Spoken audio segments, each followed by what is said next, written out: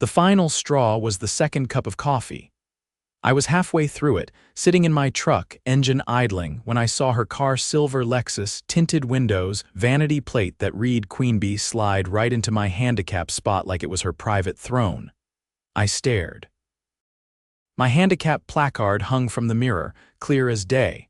The blue sign on the asphalt couldn't have been more obvious unless it slapped her in the face.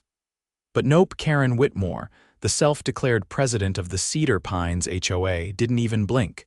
She just parked like she owned the whole damn lot. I'm Nolan Crestwood. 47, former paramedic, busted knee from a roof rescue gone wrong, and 3 screws in my leg that light up TSA scanners like a Christmas tree. That spot, it's not a luxury, it's lifeline-level stuff, and she knew it. She's been running this HOA like a petty dictatorship for years, handing out fines for untrimmed hedges and threatening lawsuits over mailbox colors. I stepped out of the truck, grabbed my cane from the passenger seat, and walked slowly, deliberately up to her car. She was already halfway up her walkway, designer purse swinging like she hadn't just broken about 3 laws. "Karen," I called out. She turned, all teeth and fake cheer. "Oh, Nolan, I didn't see you there. Hope that spot wasn't important." "I'll only be a minute, I'm just grabbing some files." "You parked in a handicap space," I said. "That's a violation of ADA law, you don't have a placard." She waved her hand like I was swatting at flies. "Oh, don't be so dramatic, I'm the HOA president, I'm allowed to make exceptions." I blinked. "You're allowed to break the law," she laughed like I'd told the punchline wrong. "Nolan, you've been fined before for leaving your trash bins out an extra day, I let that slide. Let's not make mountains out of molehills." That's when I took out my phone and snapped a picture. Her car, the sign, the missing placard, then another of the license plate. She noticed and her face dropped. "What do you think you're doing?" she barked, documenting. "Like you always say in your lovely newsletters, everything must be documented." She stormed back toward me, heels stabbing into the concrete. "You can't tow me. I'm the HOA president. You're parked illegally." My disability isn't up for debate. I didn't wait for her to unleash the rest of her tirade. I walked back to my truck, called the tow company we all used in Cedar Pines ironically, the one Karen herself had negotiated a contract with to protect the visual integrity of our community. 15 minutes later, the flatbed rolled in. Karen came roaring out of her house like a banshee just as the driver was securing her Lexus. "You can't do this," she shouted. "That vehicle is private property." The tow driver didn't even look at her. "Talk to the sheriff's office, ma'am. We're operating within state law." "No placard, handicap zone, end of story." She turned to me, eyes wild. "I'll make sure you regret this, Nolan. I have influence. You'll be fined for harassment." I leaned on my cane and looked her dead in the eye. "You're not above the law, Karen. Not even with a name tag." The tow truck pulled off with a metallic groan, carrying her precious Lexus down the street. I watched her stare after it like someone had just stolen her crown jewels. A few neighbors peeked through curtains, and I could swear I saw old Mr. Halbrook across the street give me a little thumbs up. But I knew this wasn't over. With Karen, it never was. By that evening, there was a notice taped to my door. A violation from the HOA citing disruptive conduct, unauthorized action, and failure to seek HOA mediation prior to community escalation. I laughed out loud. Mediation? This wasn't a neighborly squabble over barking dogs. She'd broken the law, and now she was trying to flip it on me. I pulled the notice off my door, took a photo of that too, and started a file on my laptop called Karen HOA Retaliation. I'd been quiet in this neighborhood for too long, letting her run things like she was some suburban queen. But this time, she parked in the wrong damn spot. The next morning, I walked to the mailbox and found another letter from the HOA, this time a fine. $250 for creating an unsafe community environment. At that point, I knew what I had to do. I emailed my friend Royce, a local attorney who owed me a favor from back when I helped save his father during a heart attack. I attached everything: photos, the HOA's own bylaws, even the contract with the tow company Kellan signed herself. Royce responded within the hour. This is retaliation. I'll draft a cease and desist. You also might want to file a complaint with the city's Housing Enforcement Division. They've been looking into HOA abuse cases lately. That gave me an idea. I wasn't the only one Kellan had messed with. There was Ruthie on 5th Street who got fined for having wind chimes. Gary who got threatened with lien action over a paint color his house had for 15 years. And don't get me started on Brenda, the widow who got a warning letter for letting her grandson draw with chalk on the sidewalk. I started knocking on doors, just a few at first. I told them what happened. I showed them the fine. I asked them if they had their own stories. By the end of the day, I had 11.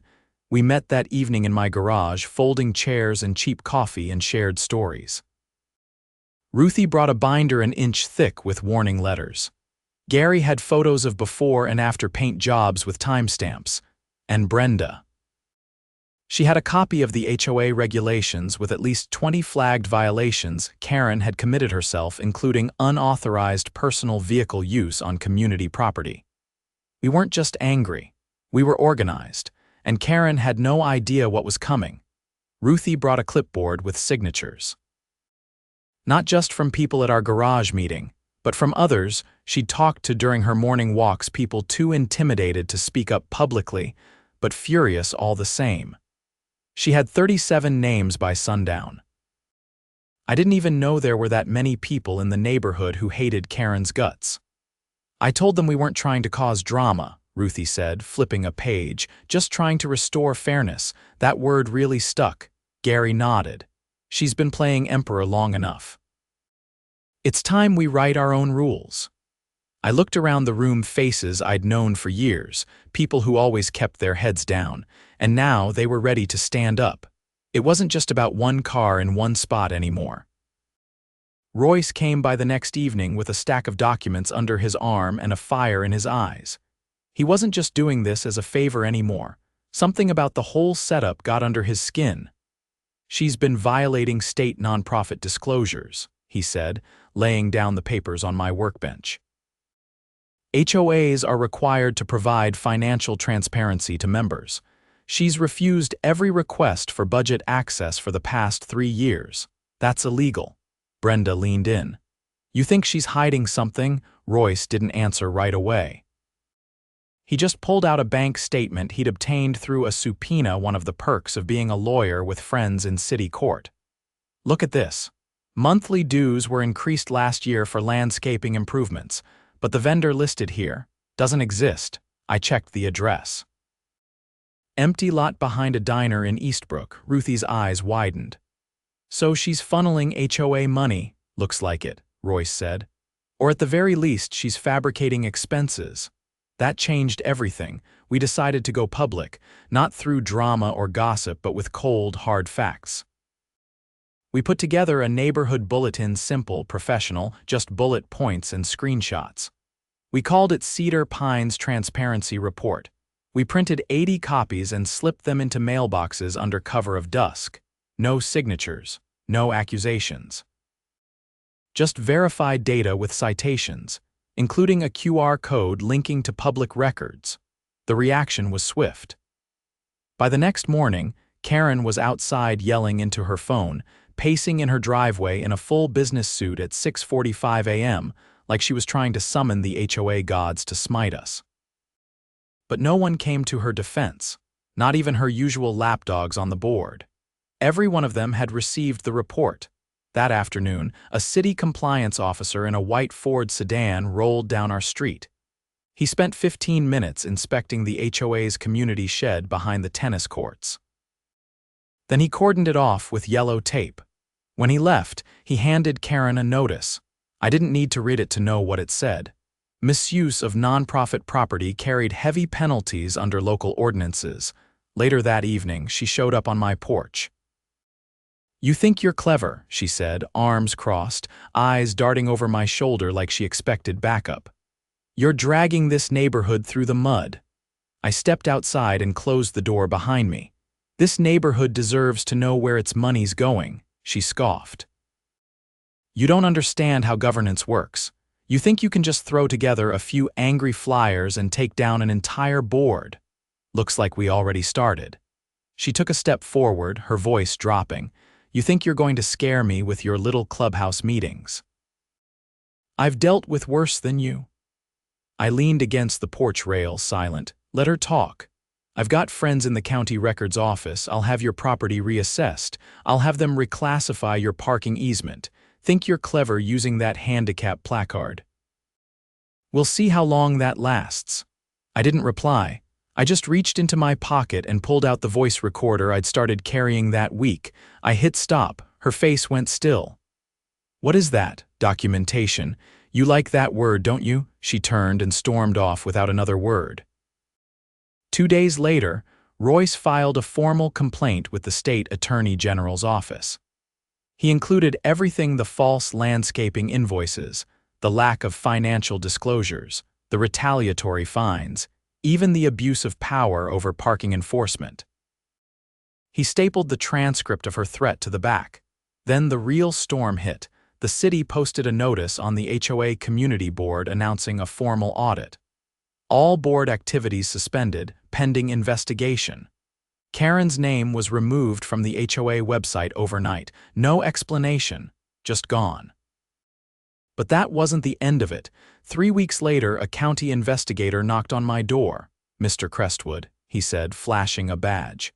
Mind if I ask you a few questions about Karen Whitmore? I let him in and we sat at the kitchen table. She's being investigated for wire fraud, he said. We have reason to believe she created a shell company to siphon HOA funds. Your documentation helped us connect several dots. He asked about the tow incident too. Apparently, it wasn't the first time she'd used her authority to manipulate private services. One neighbor reported her having his car towed for blocking community access when he was parked legally in front of his own house. Another neighbor said she threatened to revoke their pool keycards unless they voted for her in the last board election. They were building a case, a serious one. The following week, Karen's Lexus was parked in her driveway again, forever this time. But this time, it was flanked by 2 unmarked cars. Investigators hauled out boxes of documents from her garage. I watched from my porch, sipping tea. She didn't look at me once. At the next emergency HOA meeting held in the community park under a canopy tent, because the clubhouse had been sealed off, Royce stood up and addressed the crowd. There will be a new election, he said. Open ballots, community oversight, every member gets a say, no proxies. No closed-door sessions, and the financial books will be open to every single one of you. They applauded. Loudly, Ruthie was elected treasurer. Gary took over maintenance. Brenda got the community liaison role. I didn't take a position, I didn't want one, but I did make one request. I asked that the handicap space by the community center be repainted and clearly marked with a posted sign and reflective curb paint. Not for me. For the next person who might need it. They approved it unanimously. The day the maintenance crew came to repaint it, I brought out chairs and lemonade. Neighbors stopped by one after the other. Some dropped off cookies. Others just sat and talked. The spot gleamed a bright, uncompromising blue by the time they were done. And no one would dare park there again without the right to do so, not because they feared fines, but because they respected the rule of law, something Cedar Pines hadn't seen in a long time. 3 weeks after the HOA board was suspended, Cedar Pines felt like a different place. There was a strange quiet to it, not the tense, nose-over-the-fence kind of quiet we'd gotten used to under Karen's reign, but the kind that comes after a thunderstorm when the air still hums, but the sky is finally clear. The audit was still underway, and from what Royce told me, it was uncovering more than anyone expected. Turns out, Karen hadn't worked alone. The HOA secretary, a guy named Milton who lived in the last cul-de-sac by the retention pond, had been signing off on expense reports without verifying a single vendor. Royce got his hands on a copy of one of those reports. Milton's signature was copy-pasted across multiple forms with identical timestamps. Sloppy. But what dropped everyone's jaw was the Community Improvement Fund. Supposedly, it was reserved for long-term infrastructure upgrades, fencing, sidewalk repair, storm drain maintenance. Over the past 4 years, Karen had withdrawn nearly $42,000 from it, always citing emergency expenditures. When the auditors traced the withdrawals, they found the funds were rerouted through a fake landscaping company called Green Summit Solutions, then funneled into a private account under the name K. Westmore, not Whitmore. Westmore, she hadn't even used a different first initial. The city referred the case to the district attorney's office. I was home on a Thursday afternoon, organizing the spare room into an office for Royce to use during his visits, when a pair of unmarked black SUVs rolled down the street and stopped in front of Karen's house. I stood at the window, arms crossed, and watched 4 plainclothes officers walk up to her door. They didn't knock. They had a warrant. The door opened, and Karen stepped out wearing a wide-brimmed sun hat like she was headed to brunch. She froze when she saw the black folders in the officer's hands. One of the officers held up a document. Another read her rights. She didn't say a word. Not a protest, not a denial.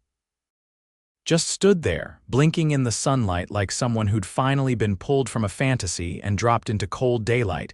They walked her to the SUV without cuffs. The neighborhood was still but not empty. Curtains twitched. Lawn mowers stopped mid-pass. A few kids on scooters paused at the corner and watched with wide eyes. She didn't look at anyone as the door shut behind her. That night, the local news ran the story. Cedar Pines HOA president arrested for fraud, forgery, and misappropriation of community funds. They even used the photo I'd taken of her Lexus in the handicap spot, blown up behind the anchor's shoulder like a badge of poetic justice. The next day, Royce called me. "They're pressing 6 felony charges," he said. "And the DA's office wants statements from residents. You willing to testify?" I told him yes before he finished the question. The preliminary hearing was held in the county courthouse 2 weeks later. I showed up in a button-down and tie I hadn't worn since my brother's wedding, with a manila folder tucked under my arm. Inside were all the documents we'd compiled, photocopies of fake invoices, screenshots of emails where Karen denied financial access to residents, and a detailed timeline showing the connection between HOA fines and retaliatory actions. The courtroom was packed. Not with reporters, this wasn't national news, but with neighbors. Ruthie sat in the second row, hands folded neatly in her lap. Gary brought a legal pad, even though he wasn't testifying. Brenda sat beside 2 women I recognized from the far end of the neighborhood, people who'd never been involved in HOA affairs before. Now, when I took the stand, the prosecutor asked me to describe the incident that started everything. I explained the illegal parking, the call to the tow company, the retaliation notice taped to my door. I described how the fine escalated and how it led me to dig deeper. The judge, a sharp-eyed woman with streaks of silver in her hair, leaned forward as I spoke. She never interrupted. When I mentioned the forged vendor contracts, she asked for clarification on the dates. I handed over the timeline Royce prepared. Karen sat at the defense table, flanked by her attorney, a guy in an expensive charcoal gray suit who looked like he'd rather be anywhere else. She kept her eyes on the floor the entire time. After court adjourned for the day, I stepped outside and found 2 reporters waiting near the steps. One of them asked me if I felt vindicated. I told them, "I feel like the neighborhood finally got a voice." They asked if I ever imagined it would go this far. "No," I said, "but if people don't stand up to bullies in suits, nothing ever changes." The trial was scheduled for the fall. In the meantime, the city appointed a temporary trustee to oversee the HOA until a new election could be held under state-supervised conditions. His name was Elias Grant, a retired civil engineer and former city planner. The guy didn't smile much, but he ran a tight ship. At the first open board meeting he hosted, Elias stood at the front of the rec center room and laid out a 10-point agenda. Every item had a budget figure and a timeline. He passed out printed statements showing where every dollar was going and opened the floor for questions. No one had ever done that before. He also announced that the HOA would be refunding fines issued under unlawful or retaliatory pretenses. That included mine, the $250 Karen slapped me with after I had her car towed. It arrived in the mail a week later, in an envelope with a typed apology from the interim board. I cashed it, then donated the amount to a local mobility charity that helped retrofit vehicles for disabled drivers. Felt like a better use of the money. By late summer, the community started changing in subtle, overdue ways. People walked their dogs without scanning the hedges for hidden cameras. Kids drew chalk murals on sidewalks without fear of citations. A group of residents even started a monthly picnic in the park near the tennis courts. They called it Porchlight Fridays. Ruthie brought cookies. Brenda brought lemonade. Gary brought folding chairs for anyone who didn't have one. I showed up to the second one and found myself in a circle of people laughing about the time the pool pump broke and Karen tried to blame it on excessive cannonballs. It felt good to laugh. It felt human. One afternoon, I got a call from Royce. "Looks like she's taking a deal," he said. "No trial. She's pleading guilty to 3 counts. She'll do some time, not much, but enough. Restitution.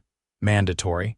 $42,000 paid back to the HOA plus court fees. Her personal assets are frozen until they recover the funds." I didn't say anything at first. "You okay with that?" he asked. "Yeah," I said. "I didn't want her locked up for life, I just wanted it to stop." That evening, I sat on my porch and watched the sun dip behind the rooftops. A breeze rustled the new handicap sign by the rec center, a tall, reflective post with a blue and white placard that caught the light just right. Someone had planted flowers around the base. Purple and gold pansies in a neat ring. No one said who did it. Didn't matter. Justice wasn't loud in Cedar Pines. It wasn't angry. It was quiet and firm, and it came in steps. It came through paper trails and patient voices. And sometimes it came when a silver Lexus sat in the wrong spot and someone finally decided enough was enough. Fall settled into Cedar Pines with the kind of crisp finality that made the whole neighborhood feel like it had been scrubbed clean.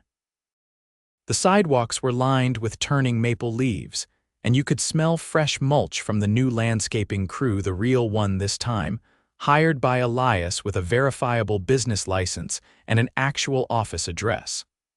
The community had moved on, more or less. But the final chapter of the Karen Whitmore saga hadn't quite landed yet. I got the call on a Tuesday morning. It was Royce, and his tone was heavier than usual. "They found something else," he said. "You're going to want to sit down for this." I was already sitting, polishing a rust spot off my old toolbox in the garage. I tightened my grip on the rag. "They traced a second account," he said, "buried under a trust out of state. It's tied to a grant Cedar Pines received 5 years ago, state development money for stormwater improvements. Never used, Karen signed for it. The money vanished." I leaned back on the stool. "How much?" $86,000.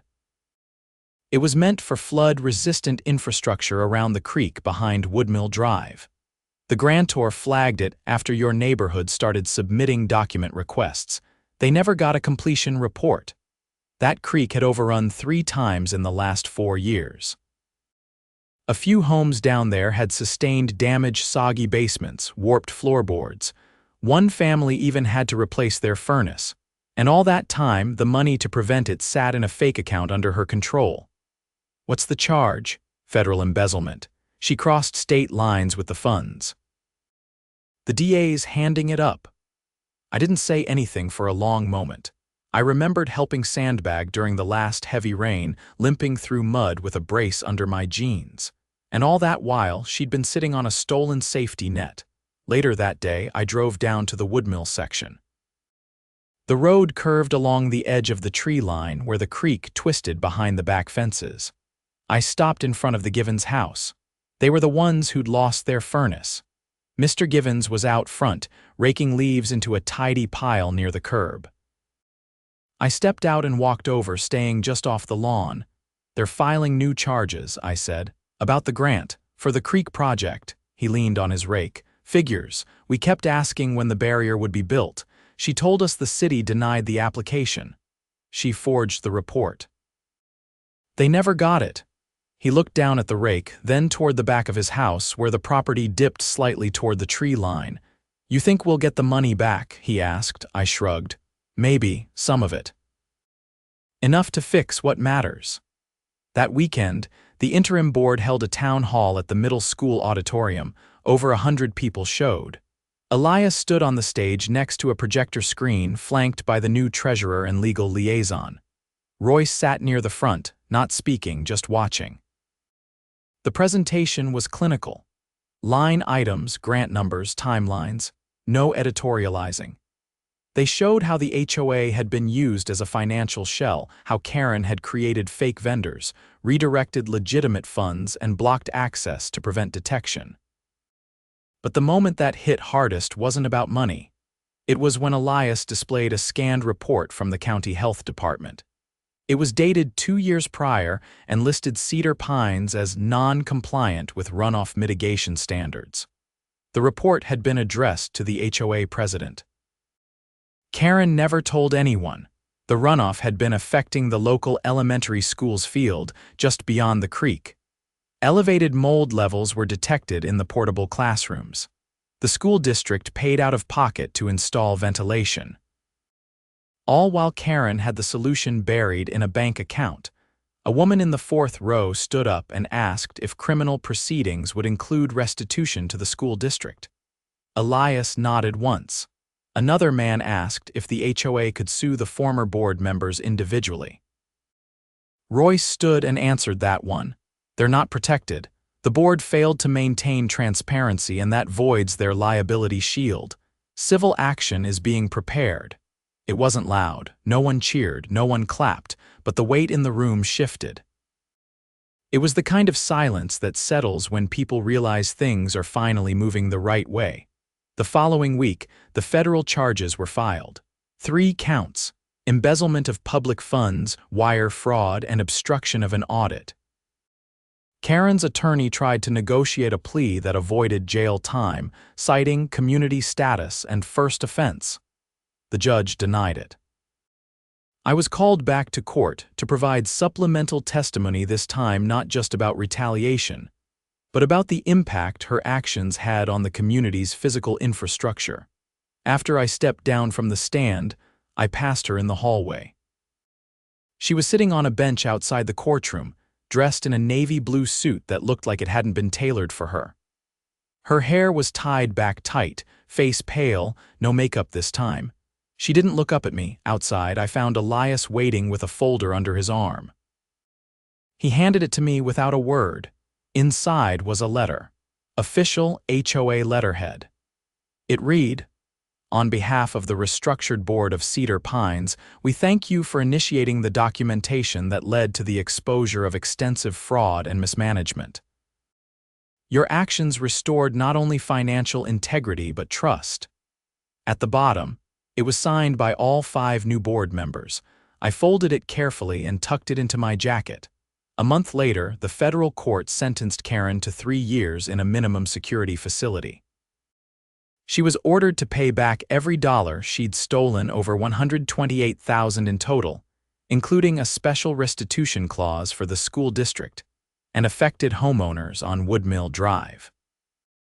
The judge called her actions a deliberate abuse of public trust for personal gain, carried out with calculated indifference to the welfare of others. It was over. The day she reported to serve her sentence, I didn't mark it. I didn't need to.